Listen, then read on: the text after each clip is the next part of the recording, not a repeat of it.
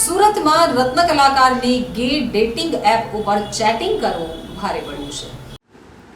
સુરતમાં કામરેજ વિસ્તારમાં આરોપીઓએ રત્ન કલાકારનો નગ્ન વિડીયો ઉતારી વાયરલ કરવાની ધમકી આપી હતી અને 1.80 લાખ રૂપિયા પડાવી લીધા હતા.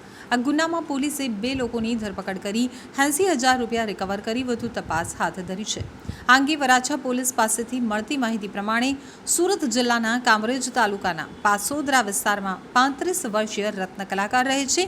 રત્ન કલાકારે 5 દિવસ અગાઉ પ્લે સ્ટોરમાંથી Grindr near by gay dating and chat application download કરી મિત્રોને બનાવી ચેટિંગ શરૂ કર્યું હતું. આ દરમિયાન 1 ઓગસ્ટના રોજ અજાણ્યા વ્યક્તિએ હાઈનો મેસેજ કરી ચેટ કર્યા બાદ વરાછા જગદીશનગર સ્થિત જાનકી જ્વેલર્સ પાસે મળવા બોલાવ્યો હતો. રત્ન કલાકાર જગદીશનગર ગયો હતો, જ્યાં અજાણ્યા વ્યક્તિને મળ્યો હતો. આ દરમિયાન અજાણ્યો વ્યક્તિ તેને જગદીશનગરના એક મકાનમાં લઈ ગયો હતો, જ્યાં રત્ન કલાકાર બેઠો કે તાત્કાલિક જ 3 અજાણ્યા લોકો રૂમમાં ઘૂસી આવ્યા હતા અને અહીં કેમ આવ્યા છો, શું કરો છો એમ કહી રત્ન કલાકારનો નગ્ન વિડીયો ઉતારી લીધો હતો અને બાદમાં ધાક ધમકી આપી પર્સ માંગ્યું હતું.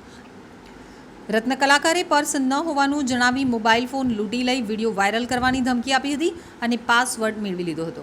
બાદમાં Grindr near by gay dating and chat application delete કરી ગૂગલ પેનો પાસવર્ડ લઈ અલગ અલગ બેંક એકાઉન્ટમાં કુલ 1.80 લાખ રૂપિયા ટ્રાન્સફર કરી લીધા હતા. આ સાથે જો કોઈને જાણ કરશે તો મારી નાખવાની અને વિડીયો વાયરલ કરવાની ધમકી પણ આપી હતી, જેથી રત્ન કલાકાર ડરી ગયો હતો.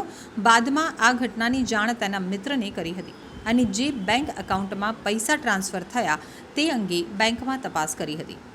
50,000 રૂપિયા ભરત જેઠા ગોહિલના એકાઉન્ટમાં, 1 લાખ રૂપિયા મયુર બળદેવ પરમારના ખાતામાં અને 30,000 રોહિત નારણ વંશના ખાતામાં ટ્રાન્સફર થયા હતા. આ સમગ્ર ઘટનાની જાણ રત્ન કલાકારે વરાછા પોલીસ મથકમાં કરી હતી, જેથી વરાછા પોલીસે તાત્કાલિક ફરિયાદ નોંધી 2 આરોપીઓને ઝડપી પાડ્યા છે.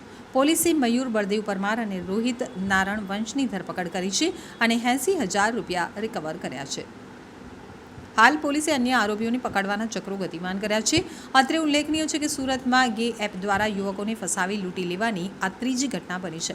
આશ્ચર્યજનક રીતે આ ત્રણેય લૂંટમાં આ ગેંગ એકબીજા સાથે કનેક્ટ ન હતી. સુરતના વરાછા અમરોલી વિસ્તારમાં ગે એપ્લિકેશન દ્વારા લોકોને શિકાર બનાવવામાં આવી રહ્યા છે.